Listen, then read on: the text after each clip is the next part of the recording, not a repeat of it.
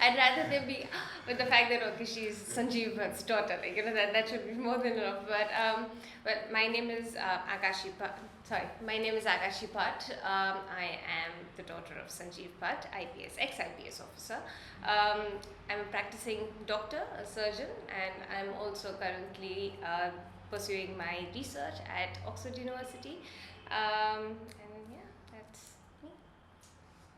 What is Gujarat for you? What is good? Gujarat is home for me. A bundle of very good fond memories, but also a bundle of extremely sad and tragic memories as well. I'd like to somehow in my lifetime I would really want it to wrap up into a mix of bittersweet memories instead of all the bitter memories overpowering every fond memory I've ever had in this particular state. How was it growing up as a daughter of a police officer? It was fantastic. I mean, the childhood that me and my brother had, I can only wish that every other child can have the same kind of childhood. It was wonderful. Both our parents were completely hands-on parents. It really did not matter whether or not he is an IPS officer or he would have been someone else. It's him as a person that had a lot of impact on our childhood. We learned so many things when we were kids, be it kind of being exposed to art and culture and history, also being exposed to horse riding and swimming. We learned all of these things at such a young age in our life that we've had an amazing childhood thanks to our parents. How did it start, turning a bit into grey area? When did it start being a bit?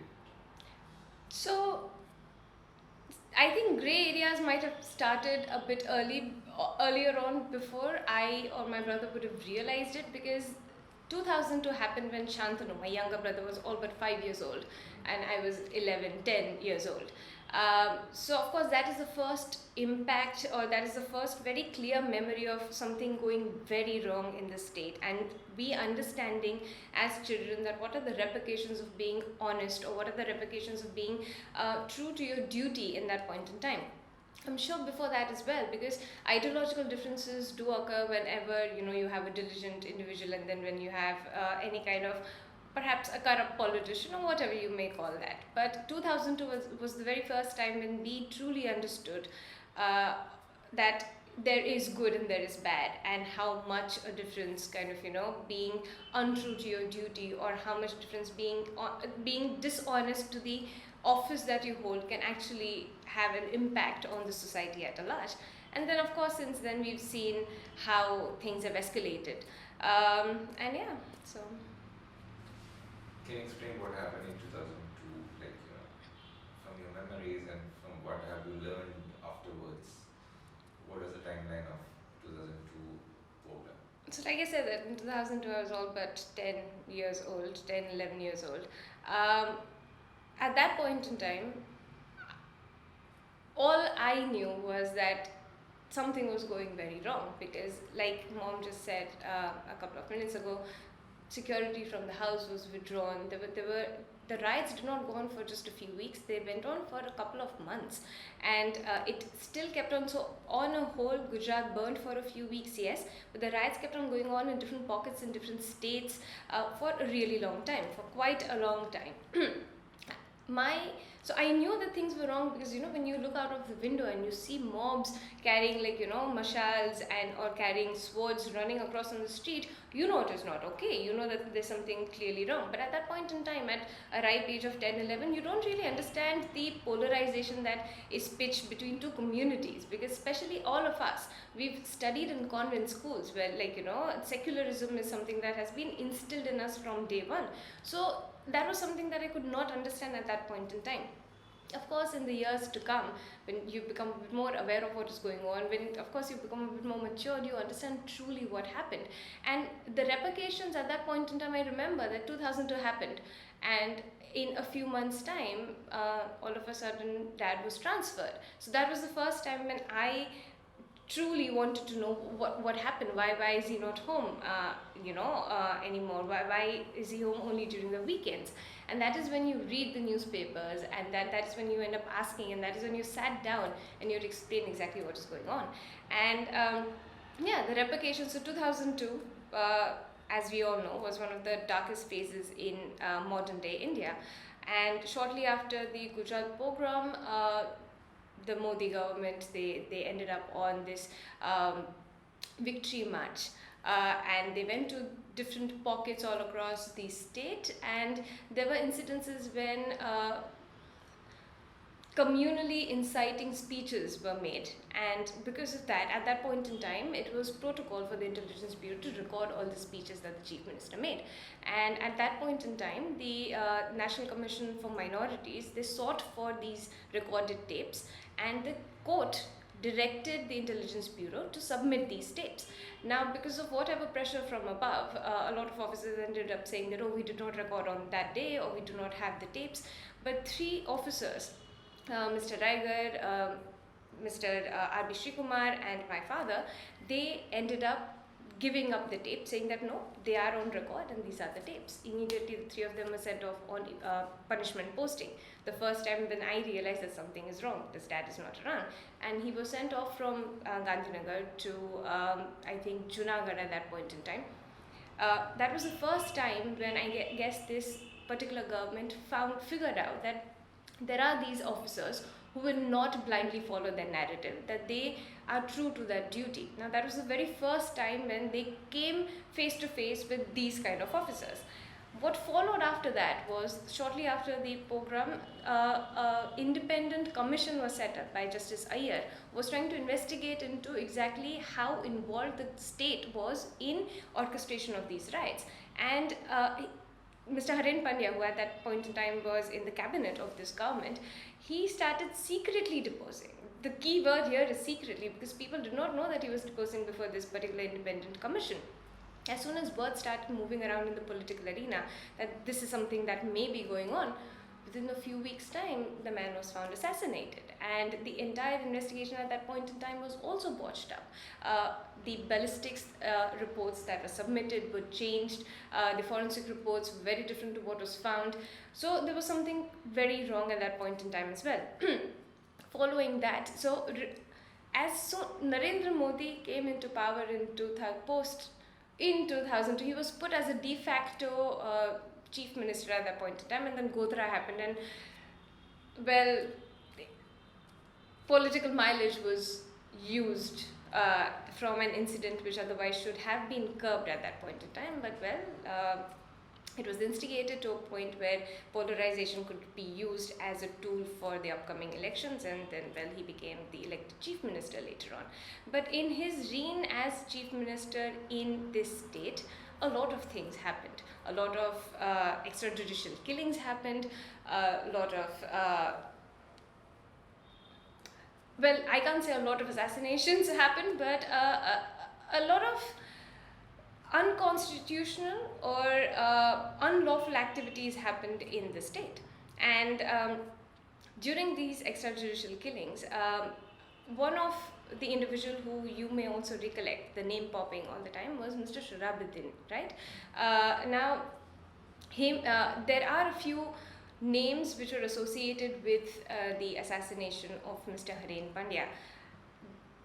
There were certain officers in the state whose allegiance lied more to the government rather than to the public. They forgot, I guess, that they were public servants, and I think for them, their masters then became the political masters who had the power. And at that point in time, there was this individual called Mr. Asghar Ali who was arrested under the charges that he had assassinated Harin Pandya. And at that point in time, when he was in the Sabarmati Central Jail, my father was also, so this is 2003, my father was the superintendent of the Sabarmati Central Jail, and at some point in time, information was given to him saying, Mr. Asghar Ali ended up confessing to him that in the assassination, there was another person involved, Tulsiram Prajapati, and he was the one who actually assassinated Harin Pandya. As soon as new information cropped up, my father, as per protocol, ended up calling the Home Minister of the state, Amit Shah, telling him that this is what has happened, new information has popped up. All that was told to him from the other line was that, have you written this down anywhere? Have you informed this to anyone?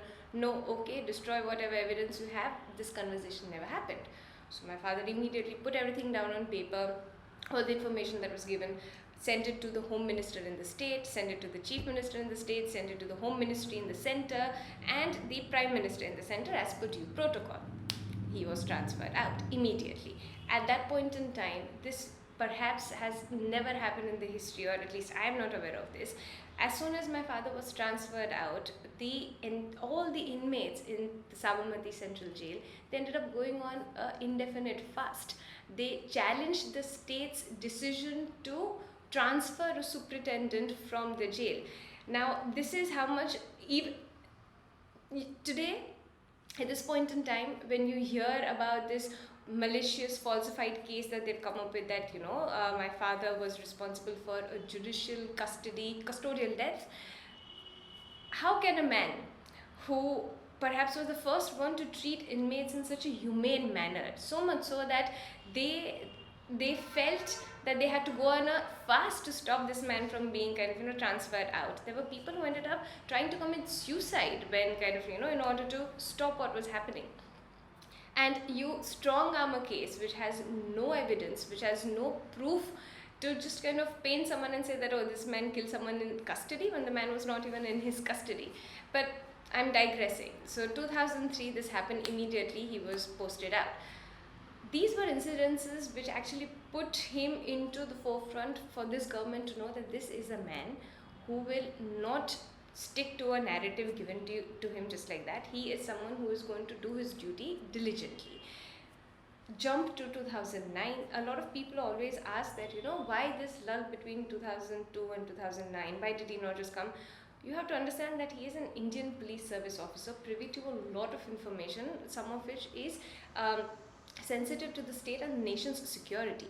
They are not allowed to come forward and provide any information until and unless called upon by an appropriate forum being the courts. As soon as in 2009, he was called upon by the SIT, by different commissions, directed by the Supreme Court of India. He immediately went.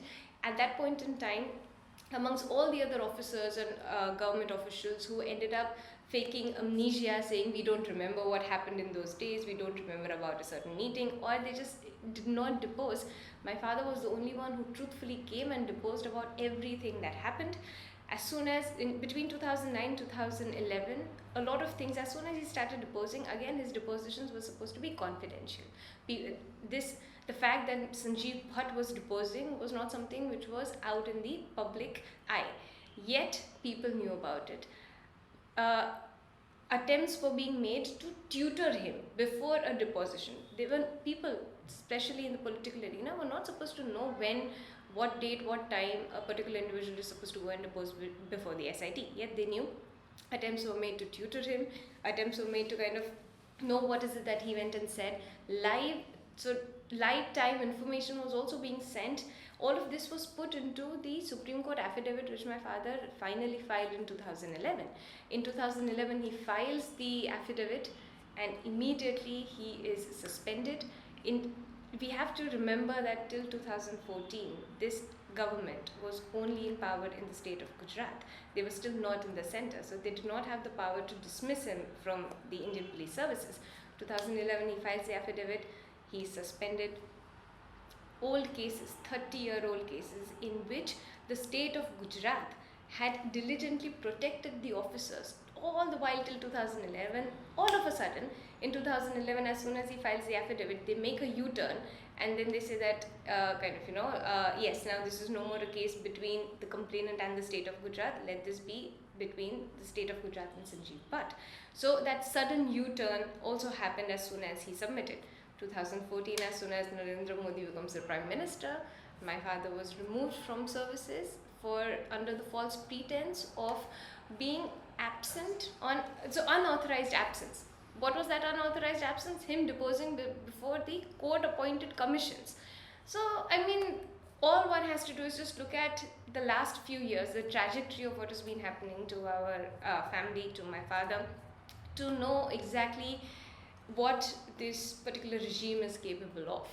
As an individual, I'm just asking this, you were growing up and you have a skill, you see the ministers and all. When did you start disliking Narendra Modi? See, again, you dislike someone when you have a personal um, association with that person, right? There is a difference in ideology. I don't know who he is as a person. I dislike his ideology. I dislike his belief that uh, his prime belief that Hindus are supreme. No, I dislike the fact that his politics is only surrounded in communal polarization. I dislike his ideology. I don't know the man, so I can't say that I dislike him. But I dislike everything he stands for. But like, did you ever have a conversation with your father, like in between anywhere, that he said these people are dangerous? He never really had to say that these people are dangerous. You're perceptive enough to read in the newspapers and to see what is going on to know that, okay, like, these people are not good men. That is what you understand at an age of 10, that, okay, these people are not good men. And then as you grow, keep growing up, and as you kind of, read newspapers, you're more aware of whatever is happening in the surrounding world and the society around you. You know that, okay, this is not someone who, in my mind, is capable of running a state, let alone a country, what he's doing right now. So no. This regime thrives on the fact that they're making dangerous examples out of exemplary individuals, right? So they want to make very specific examples out of people like my father, people like Justice Loya, people like, Gauri Lankesh, activists, students, any and everyone who can raise a voice of dissent. They want to immediately kind of show that this is what we can do to them. So imagine what we can do to someone who is the common man in the country. So dangerous precedents are being set. This regime has always thrived on fear. They instill it, showing that, see, there is no evidence, we do not let a fair trial happen. This is how much damage we can do to one individual who tried to kind of unmask our true face to the entire country. Imagine if you're going to raise your voice, and if you're a common man, what all we can do to you. So it is just dangerous precedents are being set to make sure that no one raises their neck out, or no one kind of raises their voice at all. But that said, that I still very firmly believe that there is a faction of the society, may it be small, who are not afraid of these threats, who still continue to fight the good fight, who believe that there is still some chance of India going back to what it truly used to be, for it to fall back on its true values, and to somehow salvage what this regime has very, very diligently destroyed over the last few years. The absence of your father, how does that affect you? Like, you are a doctor, but you seem to be very politically aware. You are in a completely different waters, right? You're fighting something, a huge machinery. Was it an easy transformation, or like were you conditioned to do this? Was it voluntary? There is no transformation of it. This is again my personal belief. I don't think anyone is ever apolitical. People, maybe they may be vocal about it, or they may not be vocal about it, but there is an ideology that they automatically align themselves with.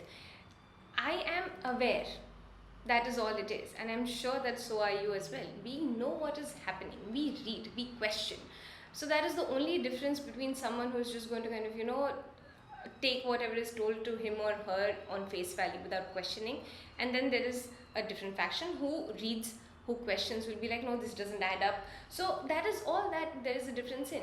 And transition, I mean, yes, I'm a doctor by profession, but I'm also first and foremost an Indian. I'm also first and foremost a citizen of this country who should be aware of what is happening, because anything that happens in the political arena directly or indirectly affects every individual of this nation. So it is my responsibility to be aware. It is my responsibility to raise my voice as and when I feel something wrong is happening. As they say that, you cannot, my father always, since we were children, the one thing that we've been taught is that never stay silent in the face of injustice, not just happening to you, but with anyone else. It is very important to raise your voice whenever you feel something is wrong. Never think about the repercussions, never think about yourself. Always put the others before yourself. And that is something that is kind of, it's so deeply seated in us that is what always kind of crops up. As soon as something happens, I read something, it's the first thing that happens is that no, this is not right. But yeah. You're living outside this country and Yeah. you interact with a lot of people and like for last few years like you have been vocal in different platforms also. How do people outside India see this government's regime's actions and how do they react to you? How do they personally respond to you what you are going through? People, so it's quite ironical, but people outside the country are a bit more aware of what is actually happening in the country rather than the people who are living in this country. So they know exactly what is going on. They are a bit more aware about all the lies, all the misinformation which is being floating around. And over a period of time, there has been this disillusionment within the community of the world, because there was a time when they thought that, oh, the Indian judiciary is robust and India is like a developing superpower. But now, with everything that is happening, they are very well aware about how democracy in this very country is at a very dangerous state. The existence of it is questionable at some point in time. The judiciary is not robust. It has become completely subservient to its political masters. It has become saffronized. So these are things people outside are more aware, sadly, than the people who are living in this very country. Is there like from any of your friends or anybody in the family who always come to you and to remain silent because it might it might ruin yourself also, your future also?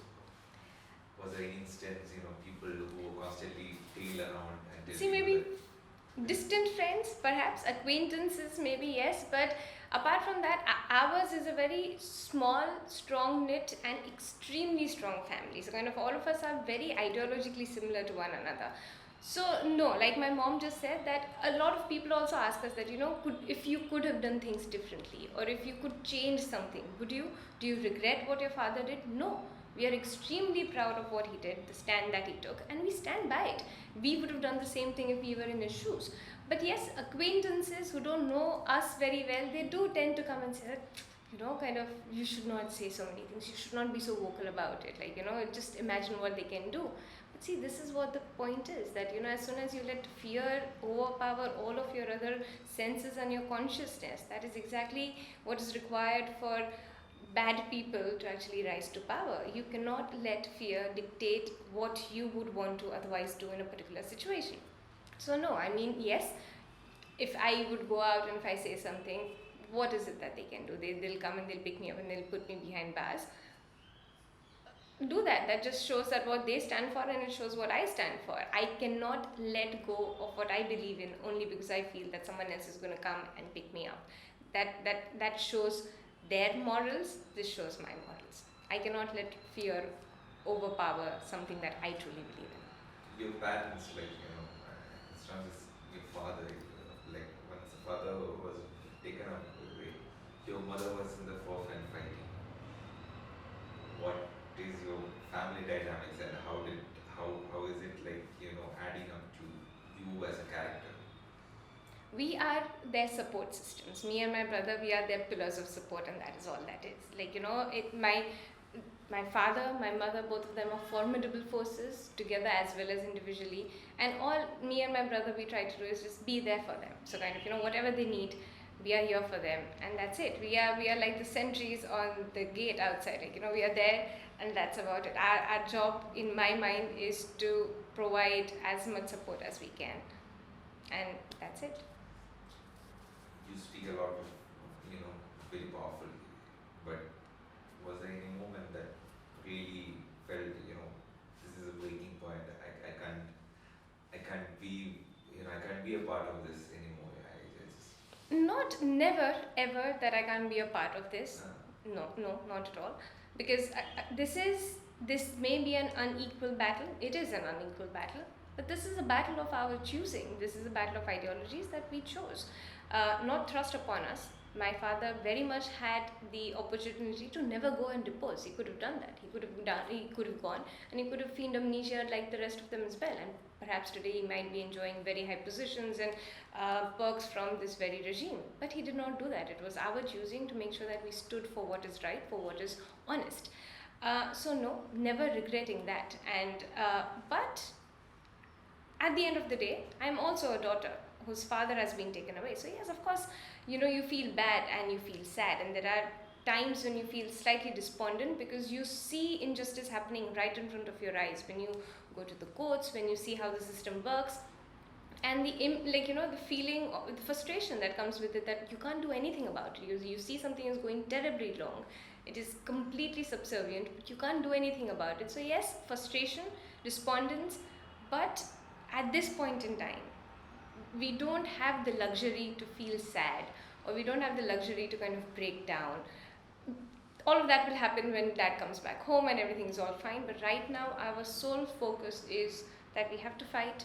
We have to fight to the finish, and we have to bring dad back home. We don't have the luxury to kind of wallow or to kind of, feel even slightly broken.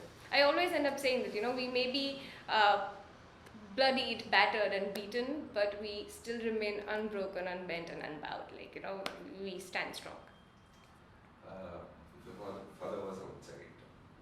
You know, like, what would he be doing? What would, like, he had any plans? Like, after being dismissed from the police service, what was his plans? Like, did he have any plan afterwards?